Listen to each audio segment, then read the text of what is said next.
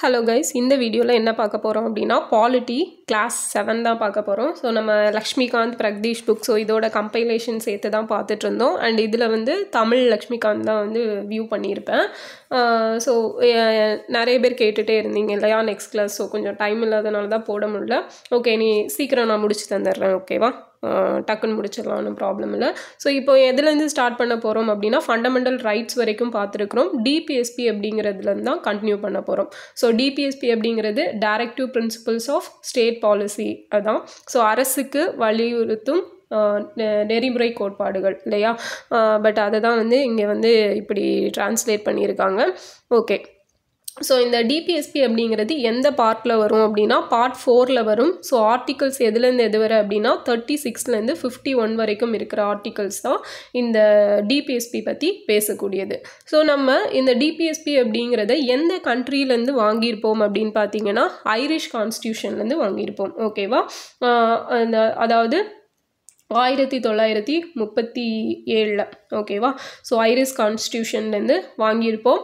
And இந்த Irish, இவங்க அயர்லாந்து இருக்காங்களா, இவங்க யார்கிட்டேருந்து வாங்கியிருப்பாங்க அப்படின்னா ஸ்பானிஷ்டேருந்து வாங்கியிருப்பாங்க, ஓகேவா? ஸ்பானிஷ்டேருந்து ஐரிஷ் வாங்கியிருப்பாங்க, ஐரிஷ்டேருந்து இந்தியா வாங்கியிருப்போம். ஸோ 2 கண்ட்ரீஸோட நேமுமே ரொம்ப இம்பார்ட்டண்ட்டாக ஞாபகம் வச்சுருக்கணும்.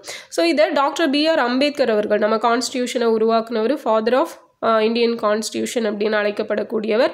இவர் என்னன்னு சொல்கிறாரு அப்படின்னா புதுமையான அம்சங்கள், அதாவது நாவல் ஃபீச்சர்ஸ் அப்படின்னு சொல்லி சொல்கிறாரு, ஓகேவா? ஸோ என்ன நாவல் ஃபீச்சர்ஸ் ஆஃப் இந்தியன் கான்ஸ்டியூஷன் அப்படின்னு அழைக்கப்படுறது எதுனா டிபிஎஸ்பி. அது அப்படி சொன்னது யார் அப்படின்னு பார்த்தீங்கன்னா அம்பேத்கர் அவர்கள் தான். அண்ட் இந்த டிபிஎஸ்பி பார்த்தீங்க அப்படின்னா ஃபண்டமெண்டல் ரைட்ஸ், ஸோ டிபிஎஸ்பியும் ஃபண்டமெண்டல் ரைட்ஸையும் ஒரு கம்பேரிசன் அப்படின்னு பண்ணோம் அப்படின்னா ஃபண்டமெண்டல் ரைட்ஸில் பார்த்தீங்க அப்படின்னா ஃபிலாசபி ஆஃப் கான்ஸ்டியூஷன் அப்படின்னு சொல்லுவாங்க, ஓகேவா? ஸோ என்ன சொல்லுவாங்க, அடிப்படை உரிமைகள் அப்படிங்கிறது அரசியலமைப்போட தத்துவத்தை உள்ளடக்கியது, அரசியலமைப்போட ஆன்மா அப்படின்னு சொல்லுவோம். அதே மாதிரி பார்த்தீங்கன்னா கிரான்வில் ஆஸ்டின் இருக்கார் இல்லையா? ஸோ அவர் வந்து இந்த டிபிஎஸ்பியை என்னன்னு சொல்கிறாரு அப்படின்னா directive principles and the fundamental rights ரெண்டையும் என்ன சொல்கிறாரு அப்படின்னா கன்சைன்ஸ் ஆஃப் த கான்ஸ்டியூஷன் அப்படின்னு சொல்கிறாரு. அரசியல் அமைப்பின் மனசாட்சி அப்படின்னு அழைக்கப்படுது. ரெண்டுமே டிபிஎஸ்பியையும் ஃபண்டமெண்டல் ரைட்ஸையும் தான் கிரான்வில் ஆஸ்டின் என்னன்னு சொல்கிறாரு கன்சைன்ஸ் ஆஃப் தி கான்ஸ்டியூஷன், அரசியல் அமைப்பின் மனசாட்சி அப்படின்னு சொல்கிறாரு. ஸோ இதுதான் வந்து இது ஃபுல்லாக கொடுத்துருப்பாங்க. எல்லாமே ரொம்ப ரொம்ப இம்பார்ட்டண்டான பாயிண்ட்ஸு. ஓகே, ஸோ நெக்ஸ்ட்டு பார்த்தோம் அப்படின்னா ஃபைன். ஸோ நெக்ஸ்ட்டு எடுத்துட்டீங்க அப்படின்னா இல்லை என்ன கொடுத்துருப்பாங்கன்னா இதோட ஃபீச்சர்ஸ், ஓகேவா? டைரக்டிவ் பிரின்சிபல்ஸோட ஃபீச்சர்ஸ் என்ன அப்படிங்கிறத கொடுத்துருப்பாங்க. ஸோ இதில் வந்து ஃபஸ்ட்டு நம்ம எடுத்துட்டோம் அப்படின்னா இந்த state should keep in mind while formulating policies and enacting laws. அதாவது இதில் பேர்லேயே இருக்கு இல்லையா, அரசுக்கு ஜஸ்ட் ஒரு அறிவுறுத்தல் தான். என்னென்னா இப்போ கவர்மெண்ட் வந்து எந்த ஒரு சட்டம் இயற்றும் போதும் எந்த ஒரு லா கொண்டு வந்தாலுமே இதை மைண்டில் வச்சுட்டு தான் அவங்க ஆக்ட் பண்ணணும் அப்படிங்கிறது தான் இதில் சொல்லியிருப்பாங்க. ஸோ கொள்கைகளை உருவாக்கும் போது சட்டங்களை இயற்றும் போதும் அரசு மனதில் கொள்ள வேண்டிய லட்சியங்களை குறிக்கிறது. ஸோ இந்த டிபிஎஸ்பியை மனசில் வச்சுட்டு தான் அவங்க வந்து அதுக்கேற்ற மாதிரியான அந்த சட்டங்கள் இதெல்லாம் வந்து கொண்டு வரணும். ஸோ இது எல்லாமே constitutional instructions or recommendation to the state in legislative, executive and administrative. So நம்ம 3ஆக ஸ்ப்ளிட் பண்ணியிருப்போம். சட்டமன்ற, நிர்வாக நடவடிக்கைகள் அப்படின்னு ஸ்ப்ளிட் பண்ணியிருப்போம் இல்லையா? சட்டமன்றம், நிர்வாகம், அதுக்கப்புறம் பார்த்தீங்க அப்படின்னா அந்த நீதித்துறை, இதெல்லாம் ஸ்ப்ளிட் பண்ணி வச்சுருப்போம். Legislative, executive, administrative matters. So இது எல்லாத்தையுமே அவங்க இது பண்ணும்போது இந்த டிபிஎஸ்பி அப்படிங்கிறத மனசில் வச்சுக்கணும் அப்படிங்கிறது தான் ஒரு இம்பார்ட்டண்டான விஷயம். ஸோ டிபிஎஸ்பி அப்படின்னு எடுத்துட்டோன்னா ஆர்டிக்கல் 36லேருந்து 51 வரைக்கும் பார்த்தோம். அப்போ ஆர்டிக்கல் 36 என்ன சொல்லுது அப்படின்னா ஸ்டேட் அப்படிங்கிறத பற்றி, ஒரு ஸ்டேட் அப்படிங்கிறதுக்கான எக்ஸ்ப்ளனேஷன் கொடுக்கறது தான் இந்த ஆர்டிக்கல் 36. ஸோ அப்போ இந்த ஸ்டேட் அப்படிங்கிறது என்ன எக்ஸ்ப்ளனேஷன் கொடுக்குறாங்கன்னா நம்ம ஃபண்டமெண்டல் ரைட்ஸ் பார்க்கும்போது ஆர்டிக்கல் 12 to 35 பார்த்துருப்போம். ஸோ ஆர்டிக்கல் 12மே வந்து ஸ்டேட்டுக்கான ஒரு டெஃபினிஷன் அப்படிங்கிறது தான் கொடுத்துருப்பாங்க. அதே மாதிரி அதே சேம் டெஃபினிஷன் தான் வந்து இங்கேயும் சொல்லப்பட்டிருக்கு, ஓகேவா? ஸோ ஆர்டிகல் 12 ஆர்டிகல் 36 ரெண்டுமே அந்த ஸ்டேட் அப்படிங்கிறதுக்கான மீனிங்கை தான் சொல்லியிருப்பாங்க. ஸோ இதையும் ஞாபகம் வச்சுக்கோங்க. ஸோ அடுத்தது பார்த்தோம் அப்படின்னா இந்த டிபிஎஸ்பி அப்படிங்கிறது எதோட ஒரு ரிசம்பிள்ஸ், எதோட ஒரு மறு வடிவமாக இருக்குது அப்படின்னு பார்த்தீங்கன்னா இன்ஸ்ட்ருமெண்ட் ஆஃப் இன்ஸ்ட்ரக்ஷன்ஸ் அப்படின்னு சொல்கிறாங்க. Instrument of instruction. Okay, so Tamil இதுலேயும் அதே தான் கொடுத்துருக்காங்க, இன்ஸ்ட்ருமெண்ட் ஆஃப் இன்ஸ்ட்ரக்ஷன். ஸோ இந்த வேர்டு வந்து ரொம்ப முக்கியம். ஓகேவா? So government of India act 1935, so அதோட ஒரு அதோட ஒரு ரிசம்பிள்ஸ்னஸ் தான் அப்படிங்கிறது தான் இந்த டிபிஎஸ்பி. இதையுமே வந்து அம்பேத்கர் வந்து இதை தான் சொல்லியிருப்பார். ஓகேவா? ஸோ இது வந்து ஜஸ்ட் ஒரு அறிவுறுத்தல் கருவி. இப்போ கவர்மெண்ட் ஏதாவது கொண்டு வராங்க, சட்டம் கொண்டு வராங்கன்னா அவங்களுக்கு இது ஒரு இன்ஸ்ட்ருமெண்ட் ஆஃப் இன்ஸ்ட்ரக்ஷன் மாதிரிப்பட்டது அப்படிங்கிறத சொல்லியிருப்பார். வேற எதுவும் இல்லை. ஓகேவா? ஸோ நெக்ஸ்ட் பார்த்தோம் அப்படின்னா இதில் வந்து வேறு இம்பார்ட்டன்ட் பாயிண்ட் அப்படின்னா இந்த டிபிஎஸ்பி அப்படிங்கிறது வெரி காம்ப்ரிஹென்சிவ். ஓகேவா? So economic, social and political program அப்படின்னு சொல்லியிருக்காங்க. ஒரு டெமோக்ராட்டிக் ஸ்டேட்டுக்கு, ஒரு மாடர்ன் டெமோக்ராட்டிக் ஸ்டேட்டுக்கு இந்த டிபிஎஸ்பி அப்படிங்கிறது ஒரு எக்கனாமிக், சோஷியல், பொலிட்டிக்கல் ப்ரோக்ராமாகவும் இருக்குது அப்படிங்கிறத சொல்லியிருப்பாங்க. அடுத்தது பார்த்தோம் அப்படின்னா இந்த டிபிஎஸ்பி வந்து non justiciable in nature. Okay, so என்னது? இயற்கையில் நியாயமற்றவை. ஸோ இதை வந்து நீதிமன்றத்தால் அவங்க வந்து நீதிமன்றத்தில் நிலைநாட்ட முடியாது. நாட் லீகலி என்ஃபோர்ஸபிள் அண்ட் நான் ஜஸ்டிசபிள். ஓகேவா? ஸோ இது வந்து நமக்கு நல்லா தெரிஞ்சது தான். அப்போது ஒரு சட்டத்தில் அரசியல் அமைப்பு செல்லுபடியை ஆராய்ந்து தீர்மானிப்பதில் நீதிமன்றங்களுக்கு உதவும். எந்த ஒரு சட்டத்தின் அரசியல் அமைப்பு தன்மையை தீர்மானிப்பதில் ஒரு உத்தரவு கொள்கையை நடைமுறைப்படுத்துவதற்கு கேள்விக்குரிய சட்டம் முயல்வதாக ஒரு நீதிமன்றம் கண்டறிந்தால் விதி 14 தொடர்பாக நியாயமானதாக கருதலாம் அப்படின்னு சொல்லி, அதாவது ஆர்டிகல் 14 பேஸ் பண்ணி, ஏன்னா அந்த 14 அப்படிங்கிறது என்ன? ஈக்குவாலிட்டி பிஃபோர் லா, சட்டத்தின் முன் அனைவரும் சமம். ஸோ அதை பேஸ் பண்ணி அது ஒரு கரெக்டான விஷயந்தான் அப்படிங்கிறத கோர்ட் வந்து நிலைநாட்ட முடியும் அப்படிங்கிறது சொல்லியிருக்கிறாங்க. ஆர்டிகல் 19 6 ரைட்ஸ் இருக்கும் இல்லையா? ஸோ அத்தகைய சட்டத்தை அரசியலமைப்புக்கு சட்டத்திற்கு முரணாக ஆவதிலிருந்து மாற்றணும் அப்படிங்கிறதுக்காக தான் இதெல்லாம் கொண்டு வரப்பட்டிருக்கும். ஓகே, ஸோ மெயினாக நான் ஜஸ்டிசபிள் நேச்சர் அப்படிங்கிறத ஞாபகம் வச்சுக்கணும். இன்னொன்று வந்து not legally enforceable by courts அப்படிங்கிறது. ஸோ இது ரெண்டும் தான் இதில் வந்து ரொம்ப ரொம்ப ரொம்ப இம்பார்ட்டண்ட்டான பாயிண்ட்ஸு. ஸோ நெக்ஸ்ட் பாயிண்ட் பார்த்தோம் அப்படின்னா இதில் வந்து அந்த கிளாசிஃபிகேஷன் ஆஃப் டிபிஎஸ்பி. ஸோ இந்த கிளாசிஃபிகேஷன் அப்படிங்கிறது 3 டைப்பாக இதை வந்து பிரிக்கப்பட்டிருக்கும். ஸோ என்னெல்லாம் அப்படின்னா socialist, Gandhian and liberal intellectual. ஓகேவா? சோஷியலிஸ்ட், காந்தியன், லிபரல் இன்டெலெக்சுவல், தாராளவாத, அறிவுசார். ஸோ இப்படி 3 கேட்டகரியாக ஸ்ப்ளிட் பண்ணியிருப்பாங்க. ஸோ சோஷியலிஸ்ட் பிரின்சிபல் அப்படிங்கிறதுக்கு கீழே என்னென்ன ஆர்டிகல்ஸ் எல்லாம் வரும் அப்படின்னு பார்த்தோன்னா ஆர்டிகல் 38 அப்படிங்கிறது வரும். ஸோ இந்த 38ல் என்ன சொல்லியிருப்பாங்க அப்படின்னு பார்த்தோன்னா மக்களுடைய வாழ்க்கையை வந்து இது இம்ப்ரூவ் பண்ணுறது. ஸோ அவங்க வந்து செக்யூராக இருக்கணும். அதுக்கப்புறம் வந்து சோஷியல், எக்கனாமிக், பொலிட்டிக்கல் இந்த மாதிரி விஷயங்கள் எல்லாம் கரெக்டாக அவங்களுக்கு போய் சேரணும். அதுக்கப்புறம் வந்து மக்களிடையே காணப்படக்கூடிய அந்த இன்இக்வாலிட்டி, சமத்துவமின்மை, அதுக்கப்புறம் வருமானம், இந்த அவங்களோட நிலை, ஸோ அவங்களோட ஃபெசிலிட்டிஸ், ஆப்பர்ச்சுனிட்டிஸ்லாம் வந்து காணப்படுற அந்த ஏற்றத்தாழ்வு நிலையை வந்து மாற்றணும் அப்படிங்கிறது தான் இந்த ஆர்டிகல் 38ல் சொல்லியிருப்பாங்க. ஸோ நம்ம வந்து அடுத்தது கடைசி அந்த ஆர்டிகல்ஸ் எல்லாம் பார்த்துட்டு எந்தெந்த அமெண்ட்மெண்ட்ஸ் படி எந்தெந்த ஆர்டிகல்ஸ் கொண்டு வந்திருக்காங்க அப்படிங்கிறத அதுக்கப்புறம் பார்த்துக்கலாம். ஓகேவா? ஸோ நெக்ஸ்ட்டு பார்த்தோம் அப்படின்னா ஆர்டிகல் 39. ஸோ இந்த 39ல் பார்த்தோம் அப்படின்னா ஏலேருந்து எஃப் வரைக்கும் இருக்கும். ஓகேவா? ஸோ ஏலேருந்து எஃப் வரைக்கும் கொடுத்துருப்பாங்க. ஃபஸ்ட்டு ஏ என்ன சொல்லியிருப்பாங்க அப்படின்னு பார்த்தோன்னா the right to adequate means of livelihood for all citizen. So எல்லா மக்களுக்கும் வாழ்வதற்கான ஒரு அந்த அடிப்படை தேவைகளை கொடுக்கறது. ஓகேவா? அந்த உரிமை இருக்குது அப்படிங்கிறத சொல்கிறது ஏ. அண்ட் பி பார்த்தீங்க அப்படின்னா எல்லா வளங்களையும் எல்லாருக்கும் சமமாக டிஸ்ட்ரிபியூட் பண்ணணும். Equitable distribution of material resources அப்படிங்கிறது பியில் சொல்லியிருப்பாங்க. பொது நலனுக்கான சமூகத்தின் பொருள் வளங்களை சமமாக விநியோகித்தல். ஸோ சியில் என்ன சொல்லியிருப்பாங்க அப்படின்னு பார்த்தீங்கன்னா prevention of concentration of wealth. So and means of production. அந்த வளங்கள்லையே மொத்தமாக அந்த உற்பத்தி சாதனங்கள் எல்லாம் ஒரு இடத்துல குவியறதை தடுக்கிறது தான் அந்த சி அப்படிங்கிறது. அண்ட் டி வந்து equal pay for equal work. So இது நமக்கு நல்லா தெரியும், ஆண்களுக்கும் பெண்களுக்கும் சம வேலைவாய்ப்பு சம ஊதியம் அப்படிங்கிறது. இ வந்து ப்ரிசர்வேஷன் ஆஃப் ஹெல்த், உடல் நலத்தை பார்த்துக்கிறது. அண்ட் எஃப் பார்த்தீங்க அப்படின்னா opportunities for healthy development of children. So குழந்தைகளோட ஆரோக்கியமான வளர்ச்சிக்கான வாய்ப்புகள். ஸோ அதுதான் வந்து எஃப். ஸோ இதுதான் ஏலேருந்து எஃப் வரைக்கும் இருக்கக்கூடியது. ஸோ நெக்ஸ்ட் பார்த்தோம் அப்படின்னா ஆர்டிகல் 39A. ஸோ 39Aல என்ன சொல்லியிருக்காங்க அப்படின்னா, இது வந்து கேபிட்டல் ஏ போடணும். Free legal eight to the poor. So ஏழைகளுக்கு இலவச சட்ட உதவி வழங்குறது தான் இந்த 39A அப்படிங்கிறது.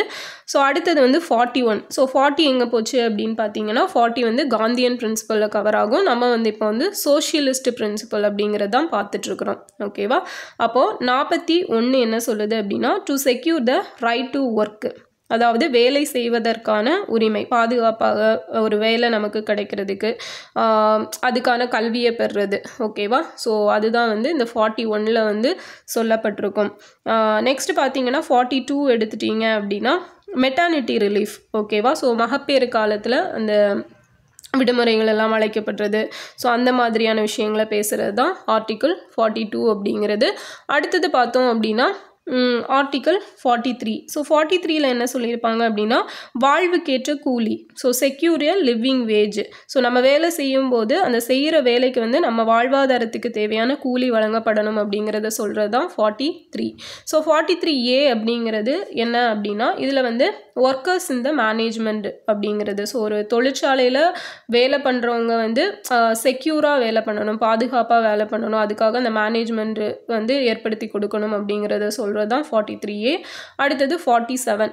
ஸோ 47 எடுத்துட்டீங்க அப்படின்னா இதில் ஊட்டச்சத்து நிலை, மக்களின் வாழ்வாதார தரத்தை உயர்த்துதல், பொது சுகாதாரத்தை மேம்படுத்துதல். So raise the level of nutrition and the standard of living of people and to improve public health. ஓகேவா? அதான் 47. அப்போது இந்த சோஷியலிஸ்ட் அப்படிங்கிறதுக்கு கீழே என்னெல்லாம் கவர் ஆகுதுன்னு பார்த்தீங்கன்னா 38 அண்ட் 38லேயே A to F வரைக்கும் இருக்கும். 39ல் A to F வரைக்கும் இருக்கும். அடுத்தது 39ல் கேபிட்டல் ஏ இருக்கும். அடுத்தது 41, அதுக்கப்புறம் 42. ஸோ அதுக்கப்புறம் பார்த்தீங்க அப்படின்னா 43, 43A, அதுக்கப்புறம் 47. ஸோ இது எல்லாமே சோஷியலிஸ்டில் கவர் ஆகக்கூடியது. அடுத்தது Gandhian principle. So Gandhian principle அப்படின்னு எடுத்துட்டோம்னா ஃபஸ்ட்டு வந்து கிராம பஞ்சாயத்துக்களை ஒருங்கமைக்கிறது தான், organise village panchayat. So village panchayat, வில்லேஜுக்கு இம்பார்ட்டன்ஸ் கொடுத்தாலே யார் தான்? அது காந்தியடிகள் தான். ஸோ அதுதான் ஆர்டிக்கல் 40 சொல்லுது. அண்ட் ஆர்டிக்கல் 43 என்ன சொல்லுது அப்படின்னு பார்த்தீங்கன்னா, குடிசை தொழில்களை ஒரு தனிநபர் அல்லது கூட்டுறவு நிறுவனத்தில் ஊக்குவிக்க கிராமப்புறங்களின் செயல்பாடு, அதை தான் சொல்கிறது தான். ஸோ இந்த காட்டேஜ் இண்டஸ்ட்ரீஸ் இருக்கு இல்லையா, அதை வந்து ப்ரொமோட் பண்ணுறது. Cottage industries, cooperatives basis rural ஏரியாஸில். ஸோ அதுதான் 43 அப்படிங்கிறது.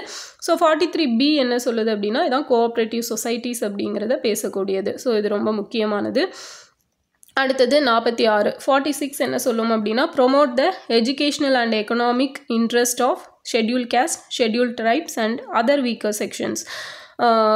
ஸோ இந்த எஸ்சி எஸ்டி சமூகம், பிற நலிவடைந்த சமூகம் எல்லாம் இருப்பாங்களா, அவங்களோட கல்வி பொருளாதார நிலையை மேம்படுத்துறது தான் இந்த ஆர்டிக்கல் 46 அப்படிங்கிறது. அண்ட் 47 என்ன சொல்லுது அப்படின்னா, to prohibit the consumption of intoxicating drinks and drugs which are injurious to health. So உடல் நலத்துக்கு கேடு விளைவிக்கக்கூடிய விஷத்தன்மை வாய்ந்த இந்த ட்ரிங்க்ஸு, குடி, அதுக்கப்புறம் போதை பழக்கம், இது எல்லாத்தையும் வந்து தடை பண்ணுறது தான் வந்து ஆர்டிக்கல் 47. அண்ட் 48 பார்த்தீங்க அப்படின்னா ஸ்லாட்டர் ஆஃப் கவுஸ், அதை வந்து தடை பண்ணுறது. ஸோ இந்த பசுவெல்லாம் வெட்டுறாங்க இல்லையா, ஸோ இதெல்லாம் தடை பண்ணுறது தான் ஆர்டிக்கல் 48. ஓகேவா? ஸோ அப்போ காந்தியன் பிரின்சிபல்ஸில் என்னெல்லாம் கவர் ஆகுது? ஆர்டிக்கல் 40, 43, 43B, 46, 47, 48 இதெல்லாம் காந்தியன் பிரின்சிபலில் வருது. மீதி எல்லாமே லிபரல் இன்டெலெக்சுவலில் வரும். ஸோ 44 அப்படின்னு எடுத்துட்டோன்னா என்னது? Uniform civil code. ஸோ நாடு முழுவதும் இருக்கிற எல்லா குடிமக்களுக்கும் ஒரே மாதிரியான சிவில் குறியோடு, ஒரே மாதிரியான சட்டங்கள் கொண்டு வருது. ஸோ ஹிந்து, முஸ்லீம், கிறிஸ்டியன்ஸ் இல்லை வேறு ஒரு இது ஜொராஸ்ட்ரியன், ஸோ அந்த மாதிரி எந்த ஒரு பாகுபாடும் இல்லாமல் எல்லாருக்குமே வந்து ஒரே மாதிரியான ஆக்ட். ஸோ இப்போ மேரேஜ் ஆக்டுலாம் பார்த்தீங்கன்னா ஹிந்துஸ் மேரேஜ் ஆக்ட், முஸ்லீம் marriage act, Christian marriage act அந்த மாதிரி தனித்தனியாக இப்போ இருக்கும். சப்போஸ் இந்த யூனிஃபார்ம் சிவில் கோடை கொண்டு வந்துட்டாங்க அப்படின்னா எல்லாருக்குமே ஒரே மாதிரியான சட்டங்கள் தான் ஃபாலோ பண்ணப்படும். அதுதான் அந்த யூனிஃபார்ம் சிவில் கோட். ஸோ அடுத்தது 45 பார்த்தீங்க அப்படின்னா அனைத்து குழந்தைகளுக்கும், அதாவது 0லேருந்து 6 வயசு முடிகிற வரைக்கும் இருக்கிற குழந்தைகளுக்கு அவங்களோட அந்த பராமரிப்பு அப்புறம் அவங்களுக்கு தேவையான எஜுகேஷனை கொடுக்கறது தான் வந்து ஆர்டிகல் 45. அடுத்தது ஆர்டிகல் 48 பார்த்தீங்க அப்படின்னா விவசாயம், கால்நடை இதெல்லாம் பற்றி இது பண்ணுறது. ஓகேவா? To organise agriculture and animal husbandry. So இதுதான் வந்து ஆர்டிகல் 48. 48A என்ன சொல்லும் அப்படின்னா இதான் ரொம்ப ரொம்ப இம்பார்ட்டன்ட். என்விரான்மெண்டல் ரிலேட்டடானது. Protect and improve the environmental, சுற்றுச்சூழலை பாதுகாத்து மேம்படுத்துதல். அடுத்தது 49. ஸோ 49 எடுத்துட்டீங்க அப்படின்னா protect monuments, places, objects of artistics. ஓகேவா? தேசிய முக்கியத்துவம் வாய்ந்த இந்த கலை, வரலாற்று ஆர்வமுள்ள நினைவு சின்னங்கள் எல்லாத்தையும் பாதுகாக்கிறது தான் 49. அண்ட் 50 பார்த்தீங்க அப்படின்னா நிர்வாகத்திலேருந்து நீதித்துறையை பிரிக்கிறது. To separate the judiciary from the executive அப்படிங்கிறது தான் 50. அண்ட் 51 என்ன சொல்லுது அப்படின்னா international peace and security. So இதை ப்ரொமோட் பண்ணுறது. ஓகேவா? ஸோ இதில் வந்து 3ஆக ஸ்ப்ளிட் பண்ணியிருப்பாங்க. ஃபஸ்ட்டு வந்து இந்த promote international peace and security. Next வந்து மெயின்டைன் ஜஸ்ட் ஹானரபிள் ரிலேஷன்ஸ். ஓகேவா? இந்த நாடுகளுக்கு இடைப்பட்ட உறவுகளை பேணுறது. அதுக்கப்புறம் பார்த்தீங்கன்னா இந்த சர்வதேச சட்டம், உடன்படிக்கை, கடமைகள், ஸோ இதுக்கெல்லாம் வந்து அதை வந்து மதிக்கிறது. ஸோ ஃபைனலாக வந்து சர்வதேச தகராறுகளை தீர்க்கிறத ஊக்குவிக்கிறது. ஓகேவா? ஸோ இந்த மாதிரி 4ஆக வச்சுருப்பாங்க. Internal peace and security promote பண்ணணும். நாடுகளுக்கு இடையே வந்து ஒரு நல்ல ரிலேஷன்ஷிப் இருக்கணும். அண்ட் அடுத்தது வந்து இந்த சர்வதேச ஒப்பந்தங்கள் இதெல்லாம் வந்து மதிக்கணும். ஃபைனலாக பார்த்தீங்க அப்படின்னா நாடுகளுக்கு இடையே ஏதாவது தகராறுகள் இருந்துச்சு அப்படின்னா அதெல்லாம் தீர்க்கணும். ஸோ இது எல்லாமே இந்த 51க்கு கீழே வரக்கூடியது. ஸோ லிபரல் இன்டெலெக்சுவல் அப்படின்னா அப்போ ஆர்டிக்கிள் 44, 45, 48, 48A, அதுக்கப்புறம் 49, 50, 51. ஸோ இதெல்லாமே வந்து இந்த லிபரல் இன்டெலெக்சுவல் தாராளவியல் இல்லையா? ஸோ அதுக்கு கீழே வருது. ஸோ 3 கேட்டகரியாக என்னென்ன ஸ்ப்ளிட் பண்ணியிருக்காங்க அப்படிங்கிறத பார்த்துட்டோம். இப்போது இந்த டிபிஎஸ்பியில் என்னென்ன அமெண்ட்மெண்ட்ஸை யூஸ் பண்ணி எந்தெந்த ஆர்டிக்கிளை வந்து ஆட் பண்ணுறாங்க அப்படிங்கிறத பார்க்க போகிறோம். ஸோ 1976 42வது சட்ட திருத்தத்தின்படி ஒரு 4 ஆர்டிகல்ஸை வந்து இதில் ஆட் பண்ணியிருப்பாங்க. என்னெல்லாம் அப்படின்னு பார்த்தோன்னா ஆர்டிக்கல் 39 வந்து எஃப். ஓகேவா? ஸோ எஃப் என்ன பார்த்தோம்? குழந்தைகளோட ஆரோக்கியமான வளர்ச்சி இல்லையா? So preservation of the health and opportunities for healthy development of children. ஓகேவா? சில்ட்ரனோட ஹெல்த்தி டெவலப்மெண்ட் பற்றி பேசக்கூடியதான் இந்த ஆர்டிக்கல் 39F. ஸோ அதை வந்து இந்த 1976 42வது சட்ட திருத்தத்தின் மூலமாக இணைச்சிருப்பாங்க. அடுத்தது பார்த்தீங்க அப்படின்னா சமூக நீதியை மேம்படுத்துதல், ஏழைகளுக்கு இலவச சட்ட உதவி வழங்குதல். ஸோ இதுதான் என்ன பார்த்தோம் அப்படின்னா free legal eight to the poor. So அதுவுமே இதில் தான் வரும். அதே போல் பார்த்தீங்கன்னா 43A. ஸோ 43A என்ன சொல்லியிருப்பாங்க? Workers in the management of the industries. So அவங்கள வந்து செக்யூர் பண்ணுறது, ஒரு நிறுவனத்தில் பணிபுரிகிற ஒரு ஒர்க்கர்ஸ்க்கு வந்து ஒரு பாதுகாப்பு கொடுக்கறது. 48A பார்த்தீங்கன்னா என்விரான்மெண்டலை ப்ரொடெக்ட் பண்ணி டெவலப் பண்ணுறது. ஓகேவா? ஸோ இது 4மே 42வது 42nd constitutional amendment act 1976 add பண்ணியிருப்பாங்க. என்னெல்லாம்? 39F, 39A, அதுக்கப்புறம் 43A and 48A. Okay. So next பார்த்தீங்க அப்படின்னா 1978 44th கான்ஸ்டியூஷனல் அமெண்ட்மெண்ட்டில் என்ன சேர்த்துருப்பாங்க அப்படின்னா இந்த ஆர்டிக்கிள் 38 இருக்கு இல்லையா? ஸோ இந்த 38ல் வந்து ஒரு பார்ட் இருக்கும், லாஸ்ட்டில் ஒரு லைன் கொடுத்துருப்பாங்க. Minimise inequalities in income status, facilities and opportunities. So அந்த வருமானம், தங்களோட நிலை, வசதி, வாய்ப்புகள், ஸோ இதில் எல்லாம் வந்து இருக்கக்கூடிய சமமற்ற நிலையை நீக்கிறது தான் வந்து இந்த 38. ஓகேவா? ஸோ அதை வந்து 1978 44th கான்ஸ்டியூஷனல் அமெண்ட்மெண்ட் ஆக்ட் படி ஆட் பண்ணியிருப்பாங்க. ஸோ நெக்ஸ்ட் பார்த்தோம் அப்படின்னா நெக்ஸ்ட்டு வந்து 2002 86வது சட்ட திருத்தத்தின்படி இந்த ஆர்டிக்கல் 45 அப்படிங்கிறத வந்து மாற்றி அந்த செக்ஷன் நம்ம ஆர்டிகல் 21A இருக்கு இல்லையா, ஸோ அதுக்கு கீழே தொடக்க கல்வியை அடிப்படை உரிமையாக மாற்றிருப்பாங்க. ஸோ அதுதான் வந்து 2002 86வது சட்ட திருத்தம் ஆர்டிகல் 45. ஓகேவா. ஸோ இதில் தான் 0 to 6 வயசு வரைக்கும் இருக்கக்கூடிய குழந்தைகளுக்கு அவங்களோட பராமரிப்பு மற்றும் அவங்களோட கல்வியை கொடுக்கணும் அப்படிங்கிறத சொல்லியிருப்பாங்க.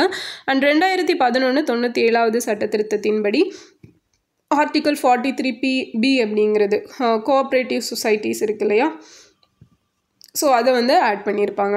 அப்போ ஒரு 4 அமெண்ட்மெண்ட்ஸ் பார்த்தோம். 4 அமெண்ட்மெண்ட்ஸில் என்னெல்லாம் ஆட் பண்ணியிருக்காங்கன்னு first 1976 42nd அமெண்ட்மெண்ட்டில் 39F 39A 43A 48A add பண்ணியிருக்காங்க.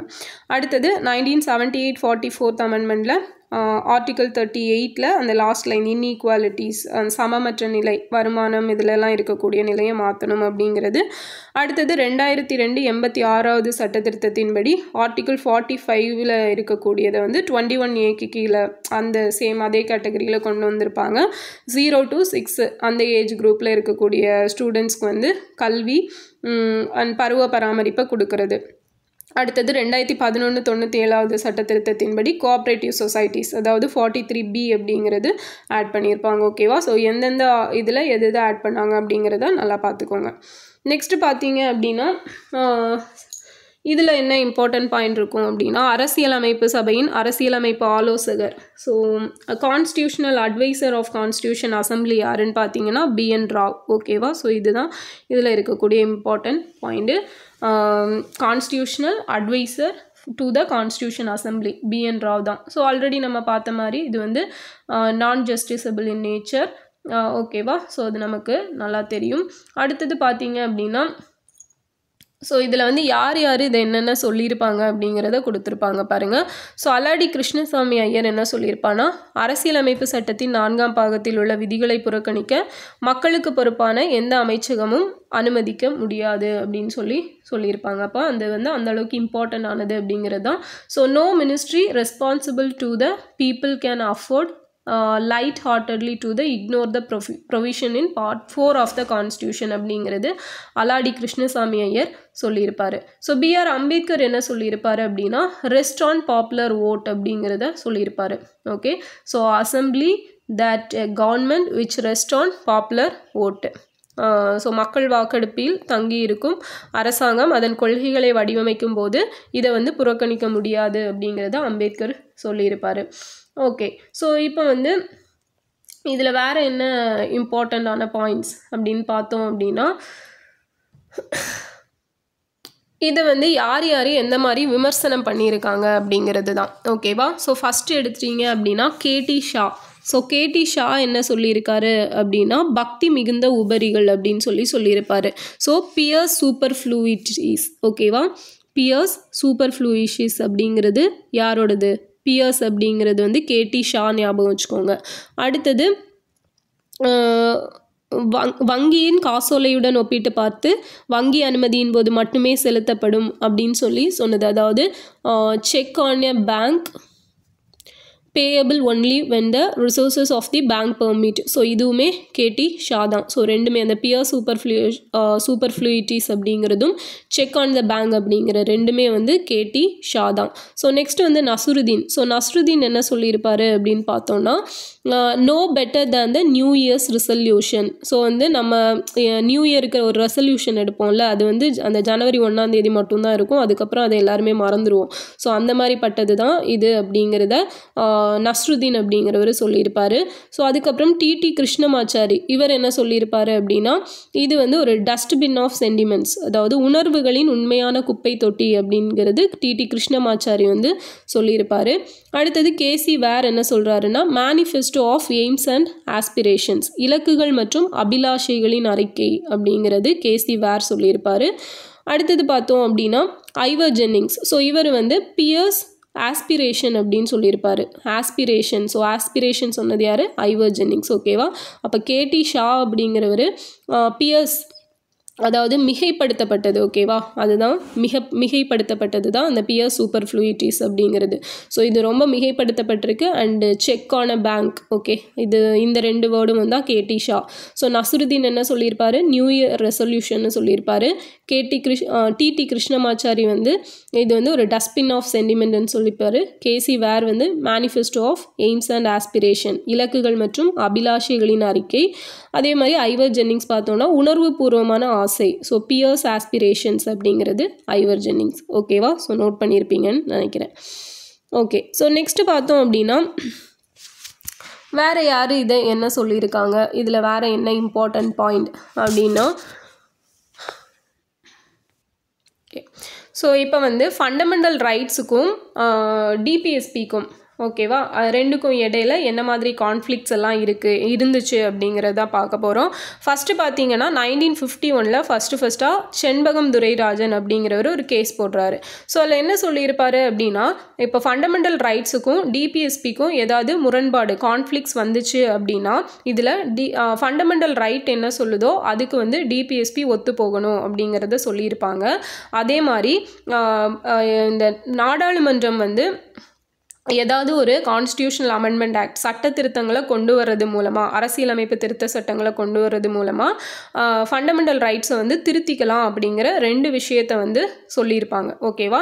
ஸோ இதோட ஒரு விளைவாக என்ன ஆயிருக்கும் அப்படின்னா 1951 அமெண்ட்மெண்ட் ஆக்டு, அதே மாதிரி 1955 ஒரு அமெண்ட்மெண்ட்டு, 1964 ஒரு அமெண்ட்மெண்ட்டுன்னு சொல்லி 3 அமெண்ட்மெண்ட்டை யார் கொண்டு வந்திருப்பா, பார்லிமெண்ட் வந்து கொண்டு வந்திருக்கோம். ஸோ இதோட விளைவு தான் என்ன அப்படின்னா 1967 கோலக்நாத் கேஸ். ஸோ இந்த கோலக்நாத் கேஸில் என்ன சொல்லியிருப்பாங்க அப்படின்னா உச்சநீதிமன்றம் ஃபண்டமெண்டல் ரைட்ஸ் அப்படிங்கிறது ரொம்பவே புனிதமானது, சாக்ரோசாங்க்ட் அப்படிங்கிற வேர்டு யூஸ் பண்ணியிருப்பாங்க. ஸோ ரொம்பவே புனிதமானது, அதனால பார்லிமெண்ட் நினச்சா இதை வந்து கூட்டவோ குறைக்கவோ முடியாது அப்படிங்கிறதையும் சொல்லியிருப்பாங்க. ஸோ இதுக்கு வந்து இப்போ பார்லிமெண்ட் என்ன பண்ணுவாங்க அப்படின்னா இதுக்கு எகெயின்ஸ்டாக இவங்க ஃபஸ்ட்டு சொல்லியிருப்பாங்க இல்லையா, அமெண்ட்மெண்ட் கொண்டு வர்றது மூலமாக நீங்கள் வந்து மாற்றிக்கலாம் அப்படின்னு. உடனே இவங்க வந்து 24, 25 அப்படின்னு சொல்லி 2 அமெண்ட்மெண்ட்ஸை 1971 கொண்டு வராங்க. ஸோ இதன் மூலமாக கோலக்நாத் கேஸில் கொடுத்த வழக்குக்கு எதிர்வினையாற்றுது பார்லிமெண்ட். இப்போ அரசியலமைப்பு திருத்த சட்டங்களை இயற்றுவதன் மூலம் எந்த ஒரு அடிப்படை உரிமைகளையும் குறைக்கவோ அல்லது பறிக்கவோ பாராளுமன்றத்துக்கு அதிகாரம் இல்லை அப்படின்னு சொல்லி தான் இந்த 24வது திருத்த சட்டத்தில் சொல்லியிருப்பாங்க, இருக்குது, அதிகாரம் இருக்குது அப்படிங்கிறத இவங்க இயற்றியிருப்பாங்க. அண்ட் 25வது சட்ட திருத்தம் என்ன பண்ணுது அப்படின்னா 31C அப்படிங்கிற ஒரு ஆர்டிக்கலை புதுசாக சேர்க்குது. ஸோ அதில் 2 விதிகள் இருக்குது. என்னென்னா செக்ஷன் 39B சப்கிளாஸ் 22 அப்படிங்கிறது. ஓகேவா? So article 39B. ஸோ இதில் என்ன சொல்கிறாங்க அப்படின்னா section B C, so 2. So இதில் ஒரு குறிப்பிட்ட சோஷியலிச வழிகாட்டுதல் கோட்பாடுகளை செயல்படுத்த முயலும் எந்த சட்டமும் மீறப்பட்டதின் அடிப்படையில் செல்லாது அப்படிங்கிறத சொல்கிறாங்க. ஓகே, அப்போ என்ன சொல்கிறாங்க அப்படின்னா இந்த 31C அப்படிங்கிறதையும் ஸோ உள்ளே கொண்டு வராங்க. ஸோ 31Cயில் 2 விதி இருக்குது. ஒன்று வந்து article 39B and C. So இதில் சொல்லியிருக்கிற மாதிரி சோஷியலிச வழிகாட்டுதல் கோட்பாடுகளை செயல்படுத்த முயலும் எந்த சட்டமும் மீறப்பட்டதன் அடிப்படையில் செல்லாது அப்படின்னு சொல்லியிருக்காங்க. So no law which seeks to implement the socialistic directive principles specified in Article 39BC shall be void on the ground of contravention of the fundamental rights. ஓகேவா? ஓகே, ஸோ இதுதான் சொல்லப்பட்டிருக்கு. ஸோ பிரிவு 14 வழங்கிய அடிப்படை உரிமைகள், அதாவது ஈக்குவாலிட்டி பிஃபோர் லா அப்படிங்கிறது article 19, so அதில் 6 சொல்லியிருப்பாங்க இல்லையா, ஸோ ஆர்டிக்கல் 31 சொத்துக்கான உரிமை. ஸோ இது எல்லாத்தையுமே வந்து மீறலை அப்படிங்கிறது. ஓகேவா? அப்படிங்கிறது தான் இதில் வந்து சொல்லப்பட்டிருக்கும். 31C அப்படிங்கிறத உள்ள சொருகிறாங்க 24, 25 படி. ஸோ அடுத்தது என்னாகும் அப்படின்னா அத்தகைய கொள்கையை நடைமுறைப்படுத்துவதற்கான பிரகடனத்தை எந்த சட்டமும் அத்தகைய கொள்கையை நடைமுறைப்படுத்தாது என்ற அடிப்படையில் எந்த நீதிமன்றத்திலும் கேள்வி கேட்கப்படாது அப்படிங்கிறதும் சொல்லப்படுது. So no law containing a declaration for giving effect to such policy shall be questioned in any court on the ground that it does not give effect to such a policy. So இந்த மாதிரி ஒரு policy கொண்டு வரும்போது எந்த ஒரு கோர்ட்டுமே அதுக்கு வந்து questions எழுப்ப முடியாது, அதுக்கு எந்த உரிமையும் இல்லை அப்படிங்கிற மாதிரி பார்லிமெண்ட் வந்து சட்டம் இயற்றுறாங்க. இப்போது ஓகே, இப்போ ஒரு கோர்ட் வந்து ஒரு தீர்ப்பு கொடுத்துட்டாங்க. என்ன சொல்கிறாங்க, நீங்கள் வந்து ஃபண்டமெண்டல் ரைட்ஸை மாற்றுறதுக்கெல்லாம் பார்லிமெண்ட்டுக்கு உரிமை கிடையாது அப்படிங்கிறத கோலக்நாத் கேஸில் சொல்லிட்டாங்க. ஸோ உடனே பார்லிமெண்ட் என்ன பண்ணுறாங்க பண்ணுறாங்க, செண்பகம் துரைராஜன் கேஸில் என்ன சொன்னீங்க, நீங்கள் வந்து மாற்றிக்கலாம், ஃபண்டமெண்டல் ரைட்ஸை நீங்கள் மாற்றிக்கலாம் அப்படின்னு சொன்னீங்க அமெண்ட்மெண்ட் மூலமாக. அதனால நாங்கள் அதை பேஸ் பண்ணி, அந்த கேஸை பேஸ் பண்ணி ஒரு அமெண்ட்மெண்ட் வந்து கொண்டு வரோம். 24-25 அப்படிங்கிற அமெண்ட்மெண்ட்டை கொண்டு வந்து 31C அப்படிங்கிறத உள்ளே கொண்டு வந்துட்டு கோர்ட்டுக்கு வந்து இது எல்லாத்தையும் கொஸ்டின் பண்ணுறதுக்கு உரிமை இல்லை அப்படிங்கிறத கொண்டு வந்துட்டோம் அப்படிங்கிறத பார்லிமெண்ட் செய்கிறாங்க, பதிலுக்கு பதில். ஓகேவா? இப்போ என்ன ஆகுது அப்படின்னா, court again Kesavan Bharati case 1973 versus state of Kerala. So இதில் வந்து என்ன சொல்கிறாங்க அப்படின்னா, நீங்கள் வந்து உச்ச நீதிமன்றம் 31C ஆர்டிகல் 31Cல மேற்கூறிய 2வது விதியை, அதாவது இந்த 39BC சொல்லியிருப்பாங்க இல்லையா, ஸோ அது வந்து அரசியல் அமைப்பிற்கு விரோதமானது அப்படின்னு. ஸோ நீதிமன்றத்தால் கொஸ்டின் கேட்க முடியாதுன்னு நீங்கள் எப்படி சொல்லலாம் அப்படிங்கிறத கேட்டிருப்பாங்க. அண்ட் நீதித்துறை மறு ஆய்வு, ஜுடிஷியல் ரிவ்யூ அப்படிங்கிறது அரசியல் சாசனத்தோட ஒரு அடிப்படை அம்சம். ஸோ அதை வந்து நீக்கிறதுக்கு உங்களுக்கு எந்த ஒரு உரிமையும் கிடையாது.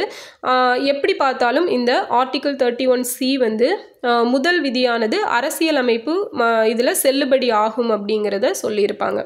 ஓகேவா? ஸோ ஃபஸ்ட்டு விதி வந்து செல்லுபடி ஆகும், இந்த ஆர்டிகல் 14, 19, 31. ஸோ இது எல்லாத்தையுமே வந்து நம்ம ஈக்குவலாக இது பண்ணணும். அண்டு அந்த இதில் அந்த சட்டம் வந்து மீறப்படக்கூடாது அப்படிங்கிறது இது செல்லுபடி ஆகும். ஆனால் கோர்ட் அதில் தலையிடக்கூடாது அப்படிங்கிறது செல்லுபடி ஆகாது அப்படிங்கிறத கேசவன் பாரதி கேஸில் சொல்லியிருப்பாங்க. ஸோ இதில் தான் இன்னொரு ஜட்ஜ்மெண்ட்டும் கொடுப்பாங்க. என்னன்னு பார்த்தீங்க அப்படின்னா, நீங்கள் வந்து ஃபண்டமெண்டல் ரைட்ஸோட பேசிக் ஸ்ட்ரக்சரை மாற்றிக்காமல் என்ன வேணால் பண்ணிக்கோங்க அப்படிங்கிறதையும் இதில் சொல்லியிருப்பாங்க. ஓகேவா? ஸோ அதுக்கு முன்னாடி இந்த ஃபண்டமெண்டல் ரைட்ஸுக்கும் டிபிஎஸ்பிக்கும் வித்தியாசம் கொடுத்துருக்காங்க பாருங்கள். ஸோ இது வந்து விஷயங்களை செய்வதிலிருந்து அரசை தடை செய்வதால் இவை எதிர்மறையானது. ஓகேவா? So negative. அண்ட் இது வந்து பார்த்தீங்க அப்படின்னா பாசிட்டிவ், டிபிஎஸ்பி வந்து பாசிட்டிவ். ஸோ அதே மாதிரி இது நியாயமானவை, மீறப்பட்டால் நீதிமன்றத்தால் என்ன பண்ணும், சட்டப்பூர்வமாக செயல்படுத்தலாம். பட் இதை வந்து சட்டப்பூர்வமாக செயல்படுத்த முடியாது, ஏன்னா it's just a instrument of instructions அப்படிங்கிறது. அதே போல் ஃபண்டமெண்டல் ரைட்ஸ் எடுத்துட்டீங்க அப்படின்னா அரசியல் ஜனநாயகத்தை நிலைநாட்டுவதை நோக்கமாக கொண்டுள்ளது. இது வந்து அரசியல் ஜனநாயகத்தை நிறுவுவதை நோக்கமாக கொண்டுள்ளது. ஸோ ரெண்டுமே அதுதான். சமூக பொருளாதாரம், இது வந்து அரசியல், இது சமூக பொருளாதாரம். இது வந்து சட்டப்பூர்வமான தடைகள், இது தார்மீக அரசியல் தடைகள். ஓகேவா? நெக்ஸ்ட்டு பார்த்தீங்க அப்படின்னா, இது என்ன பண்ணுது, தனிநபரோட நலனை மேம்படுத்தும். ஃபண்டமெண்டல் ரைட்ஸ் பொறுத்த வரைக்கும் ஒரு தனி பர்சனுக்காக உள்ளது தான். அண்ட் இது டிபிஎஸ்பி பார்த்தோன்னா ஒட்டுமொத்த சமூகத்துக்கும் உள்ளது, சொசைட்டிக்குமானது. ஸோ இந்த ஃபண்டமெண்டல் ரைட்ஸுக்காக எந்த சட்டமும் ஏற்படுத்தணும்னு தேவை கிடையாது. பட் இந்த டிபிஎஸ்சியை செயல்படுத்தணும் அப்படின்னா சட்டங்கள் தேவைப்படுது. ஸோ நெக்ஸ்ட்டு பார்த்தோம் அப்படின்னா, எந்த ஒரு அடிப்படை உரிமைகளை மீறும் சட்டத்தை அரசியலமைப்புக்கு எதிரானது அப்படிங்கிறத சொல்கிறது நீதிமன்றத்துக்கு உரிமை இருக்குது. அண்ட் இது பார்த்தீங்க அப்படின்னா, எந்த உத்தரவு கோட்பாடுகளையும் மீறும் சட்டத்தை அரசியலமைப்புக்கு எதிரானது செல்லாது என நீதிமன்றங்கள் அறிவிக்க முடியாது அப்படிங்கிறது இதில் உள்ள பாயிண்ட். ஓகேவா? ஸோ இதுதான் ரெண்டுக்கும் இடையில் இருக்கக்கூடிய வித்தியாசம். அடுத்தது பார்த்தோம் அப்படின்னா, இப்போ 42nd கான்ஸ்டியூஷனல் அமெண்ட்மெண்ட் 1976ல் 39BCயில் குறிப்பிடப்பட்டுள்ளவை மட்டும் இல்லாமல் சில கட்டளை கோட்பாடுகளில் ஏதேனும் ஒன்றை செயல்படுத்துறதுக்கு எந்த ஒரு சட்டத்தையும் அதன் பாதுகாப்பிற்குள் உள்ளடக்கியதன் மூலம் இந்த ஆர்டிகல் 31Cன்னு ஃபஸ்ட்டு விதி பார்த்தோம் இல்லையா, ஸோ அதை வந்து விரிவுபடுத்தி கொடுக்குது, எக்ஸ்டெண்ட் பண்ணி கொடுக்குது இந்த 42nd constitutional amendment act 1976. So இன்னும் சொல்லப்போனால் இந்த 42nd அமெண்ட்மெண்ட் வந்து ஆர்டிக்கல் 14, 19, 31 ஸோ இந்த பிரிவுகளால் வழங்கப்பட்ட அடிப்படை உரிமை மீதான வழிகாட்டுதல் கோட்பாடுகளுக்கு ஒரு சட்டப்பூர்வ மேலாதிக்கத்தை கொடுக்குது. ஓகேவா? சட்டப்பூர்வமான மேலாதிக்கம் அப்படிங்கிறது வழங்கப்படுது. இருந்தாலும் மினர்வா மில் கேஸ் 1980ல் உச்ச நீதிமன்றத்தால் இந்த நீட்டிப்பு அரசியலமைப்புக்கு விரோதமானது, செல்லாது அப்படிங்கிறது அனௌன்ஸ் பண்ணப்படுது. அப்போது வழிகாட்டுதல் கோட்பாடுகள் மீண்டும் அடிப்படை உரிமைகளுக்கு அடிபணிந்தன அப்படிங்கிறது தான் அர்த்தம். அப்போ ஃபஸ்ட்டே சொல்லியிருப்பாங்க இல்லையா, ஃபண்டமெண்டல் ரைட்ஸுக்கும் டிபிஎஸ்பிக்கும் ஏதாவது கான்ஃப்ளிக்ஸ் வந்துச்சு அப்படின்னா எது தான் ஸ்ட்ராங்காக இருக்கும், ஃபண்டமெண்டல் ரைட்ஸோட டிபிஎஸ்பி ஒத்து போகணும் அப்படிங்கிறத ஸோ சேம் இதுதான் வந்து இந்த மினர்வா மில் கேஸில் ஈக்குவல் ஆகிற மாதிரி சுப்ரீம் கோர்ட் வந்து ஒரு ஜட்ஜ்மெண்ட்டை கொடுக்குறாங்க. ஆனால் ஆர்டிகிள் 14 அண்ட் 19 ஸோ இது ரெண்டுமே என்ன பண்ணுது அப்படின்னா அடிப்படை உரிமைகள் பிரிவு 39B(c)யில் குறிப்பிடப்பட்டுள்ள வழிகாட்டுதல் கோட்பாடுகளுக்கு கீழ்ப்படிந்ததாக ஏற்றுக்கொள்ளப்பட்டது. ஸோ அவங்க வந்து ஓகே இந்த நீங்கள் 39B அப்படிங்கிற ஒன்று கொண்டு வந்தீங்க இல்லையா 31C ஸோ அதுக்கு ஏற்ற மாதிரி அந்த 14, 19 ஸோ அது வந்து ஓகே ஃபண்டமெண்டல் ரைட்ஸ் அப்படிங்கிறது டிபிஎஸ்பி கூட ஒத்து போயிருச்சு அப்படிங்கிறது சொல்லப்படுது. ஸோ மேலும் 44வது திருத்தச் சட்டம் 1978 மூலமாக என்ன பண்ணுறாங்க, அந்த சொத்துரிமை அப்படிங்கிறதையும் நீக்கிடுறாங்க. அப்போது மினர்வா மில் கேஸில் உச்சநீதிமன்றம் இந்திய அரசியலமைப்பு அடிப்படை உரிமை வழிகாட்டுதல் கோட்பாடுகளுக்கு அதாவது ஃபண்டமெண்டல் ரைட்ஸுக்கும் டிபிஎஸ்பிக்கும் இடையில சமநிலையில் ஒரு அடித்தளம் அப்படிங்கிறது நிறுவிருச்சு. சமூக புரட்சிக்கான அர்ப்பணிப்பின் மையமாக இவன் என்ன பண்ணுது, ஒன்றாக அமைகிறது அப்படின்னு சொன்னாங்க. அதே போல் இது ரெண்டுமே ஒரு தேரில் இருக்கக்கூடிய 2 சக்கரம் மாதிரி, ஒன்றை விட இன்னொன்று குறைஞ்சது கிடையாது அப்படிங்கிறதும் சொல்லப்படுது. ஓகேவா? ஸோ இரண்டுக்கும் இடையிலான இந்த இணக்கமும் சமநிலையும் அரசியலமைப்பு அடிப்படை கட்டமைப்பின் ஒரு முக்கியமான அம்சம். அடிப்படை உரிமைகள் வழங்கிய வழிமுறைகளை ரத்து செய்யாமல் டிபிஎஸ்பியால் நிர்ணயிக்கப்பட்ட இலக்குகளை அடைய வேண்டும் அப்படின்னு சொல்லப்படுது. ஸோ ரெண்டுக்கும் கான்ஃப்ளிக்ஸ் வந்தால் ஃபண்டமெண்டல் ரைட்ஸ் தான் மேலோங்கி நிற்கும்னு ஃபஸ்ட்டு சொன்னவங்க இப்போது இந்த மினர்வா மில் கேஸில் வந்து ரெண்டுமே வந்து ஈக்குவலாக போயிருச்சு. பட் இருந்தாலும் இந்த நீங்கள் ஏதாவது டிபிஎஸ்பியில் ஏதாவது உங்களுக்கு டார்கெட் அச்சீவ் பண்ணணும் அப்படிங்கும்போது ஃபண்டமெண்டல் ரைட்ஸில் இருக்கக்கூடிய விஷயங்களெல்லாம் நீங்கள் வந்து ரத்து செய்யக்கூடாது அப்படிங்கிற ஒரு பாயிண்டையும் முன்வைக்கிறாங்க. எனவே தற்போதைய நிலைப்பாடு அடிப்படை உரிமைகள் கட்டளை கோட்பாடுகள் மீதான மேலாதிக்கத்தை அனுபவிக்கின்றன. இருப்பினும் அந்த டிபிஎஸ்பியை செயல்படுத்த முடியாது அப்படிங்கிறது அர்த்தம் கிடையாது. அரசியல் அமைப்பில் பேசிக் ஸ்ட்ரக்சரை மாற்றாமல் நீங்கள் என்ன வேணால் பண்ணிக்கலாம். ஓகேவா? ஸோ ஃபண்டமெண்டல் ரைட்ஸை கூட மாற்றிக்கோங்க, பட் பேசிக் ஸ்ட்ரக்சரை மாற்றக்கூடாது அப்படிங்கிறது தான் இதோட பாயிண்ட்டு. ஓகே, ஸோ அப்போது ஃபஸ்ட்டு செண்பகம் துரைராஜன் கேஸ் பார்த்தோம், என்ன சொன்னாங்கன்னு. கோலக்நாத் கேஸ் பார்த்தோம், ஸோ அதுக்கு பார்லிமெண்ட் என்ன எதிர்வினையாட்டினாங்க அப்படிங்கிறது. அடுத்த கேசவனந்த பாரதி கேஸ் வருது, ஸோ அதில் ஒரு தீர்ப்பு கொடுக்கப்படுது. மினர்வா மில் கேஸ் வருது 1980 ஸோ அதில் ஒரு தீர்ப்பு கொடுக்கப்படுது. அதுக்கு என்ன ஃபைனலாக வந்துச்சு அப்படிங்கிறதையும் பார்த்துட்டோம். ஓகேவா? ஸோ இதுதான் வந்து இந்த conflicts between DPSP and fundamental rights. ஓகேவா? ஸோ இந்த பாயிண்ட் வந்து ரொம்ப ரொம்ப இம்பார்ட்டண்ட்டான பாயிண்ட்ஸ், இம்பார்ட்டண்ட்டான கேசஸ் எதில் என்னென்ன சொன்னாங்க அப்படிங்கிறது. ஓகே, இப்போ வந்து இம்ப்ளிமெண்டேஷன் ஆஃப் டிரெக்டிவ் பிரின்சிபல்ஸ், இயக்க கோட்பாடுகளை நடைமுறைப்படுத்துதல். ஸோ இதில் தான் என்ன ஆகும் அப்படின்னா பிளானிங் கமிஷன் அப்படிங்கிறது 1950 கொண்டு வந்திருப்பாங்க. அதை மாற்றி தான் 2015 ஜான்வரியில் நித்தி ஆயோக் அப்படிங்கிற ஒன்றை கொண்டு வந்திருப்பாங்க. National institution for transforming India அப்படிங்கிறது கொண்டு வரப்பட்டிருக்கும். ஸோ அதே மாதிரி நிறைய சட்டங்கள் அளிக்கப்பட்டிருக்கும், புதுசாக கொண்டு வந்திருப்பாங்க. ஸோ அந்த ஆக்ட் எல்லாம் அதில் கொடுத்துருப்பாங்க. ஜஸ்ட் அது மட்டும் பார்த்துக்கோங்க, ரொம்ப முக்கியம். ஃபஸ்ட்டு வந்து குறைந்தபட்ச ஊதிய சட்டம், minimum wages act 1948, payment of wages act, ஊதியம் வழங்குதல் சட்டம் 1936, payment of bonus act, bonus கொடுப்பனவு சட்டம் 65. அடுத்தது பார்த்தீங்கன்னா கான்ட்ராக்ட் லேபர் ஆக்ட். ஓகேவா? கான்ட்ராக்ட் லேபர் ஆக்ட் எப்போ 1970. ஓகே, குழந்தை தொழிலாளர் தடை சைல்டு இதுக்கு வந்து 1986. ஸோ அதில் அமெண்ட்மெண்ட் எப்போ கொண்டு வந்தாங்க அப்படிங்கிறத கமெண்டில் சொல்லுங்கள். கொத்தடிமை தொழிலாளர் முறை ஒழிப்பு சட்டம் 1976 கொண்டு வந்திருப்பாங்க, பாண்டட் லேபர். ஓகேவா? ஸோ கான்ட்ராக்ட் லேபர் வந்து 1970, பாண்டட் லேபர் வந்து 1976. அடுத்தது தொழிற்சங்க சட்டம், ஸோ இண்டஸ்ட்ரியல் ஆக்ட் அப்படிங்கிறது 1926. Okay, sorry, trade unions act 1926, factories act வந்து 48, மைன்ஸ் ஆக்ட் வந்து 52, டிஸ்பியூட்ஸ் ஆக்ட் 1947. அதுக்கப்புறம் தொழிலாளர் இழப்பீட்டு சட்டம், ஸோ இது வந்து 1923, ஒர்க்மென்ஸ் காம்பன்சேஷன் ஆக்ட். ஓகேவா? Okay, fine. இப்போது சைல்ட் லேபர் ஆக்ட் வந்து 2016 அமெண்ட்மெண்ட் பண்ணியிருப்பாங்க. ஸோ அதை இங்கே கொடுத்துருக்காங்க. அண்ட் அடுத்து பார்த்தோன்னா மெட்டர்னிட்டி பெனிஃபிட் ஆக்ட் 1961 வந்திருக்கும் இல்லையா? மகப்பேறு நல சட்டம், சம ஊதிய சட்டம் 1976 வந்திருக்கும். ஆயுள் காப்பீடு இன்சூரன்ஸ் தேசியமயமாக்கல் 56. அதுக்கப்புறம் இந்த நமக்கு 14 பேங்கை நேஷ்னலைஸ் பண்ணது 1969. பொது காப்பீட்டின் தேசியமயமாக்கல் 71, தனி உரிமை ஒழிப்பு பஸ்கள் அது வந்து 1971, அதாவது அபாலிஷன் ஆஃப் பிரைவி பர்சஸ் அப்படிங்கிறது 71. ஓகேவா. அடுத்தது நால்சா. ஸோ நால்சா NALSA அப்படின்னு சொல்லுவோம், சட்ட சேவை அதிகார சபைகள் சட்டம். நேஷ்னல் லீகல் அத்தாரிட்டி சர்வீசஸ் அப்படிங்கிறது வந்து 1987 ஆக்ட் கொண்டு வந்திருப்பாங்க. ஸோ இதுதான் வந்து free legal eight to poor அப்படிங்கிறது கவர் ஆகும். ஓகேவா. ஸோ நெக்ஸ்ட் இதில் பார்த்தோம் அப்படின்னா சமூக மேம்பாட்டு திட்டம். ஸோ கம்யூனல் டெவலப்மெண்ட் ப்ரோக்ராம் 1952, மலைப்பகுதி மேம்பாட்டு திட்டம் ஹில் ஏரியா டெவலப்மெண்ட் வந்து 1960, டிராஃப்ட் ஏரியா வறட்சியால் பாதிக்கப்பட்ட பகுதி அது வந்து 73, குறைந்தபட்ச தேவைகள் திட்டம் மினிமம் நீட்ஸ் ஆக்ட் வந்து 74, integrated rural development programme 78, Jawahar Rozgar Yojana 89, so Swarna Jayanti Gram Swarozgar Yojana 99, சம்பூர்ண கிராமின் ரோஸ்கர் யோஜனா 2001, தேசிய ஊரக வேலைவாய்ப்பு உறுதி திட்டம் 2006. ஸோ இது எல்லாமே மக்களோட வாழ்க்கை தரத்தை மேம்படுத்துறதுக்காக தொடங்கப்பட்ட சட்டங்கள்.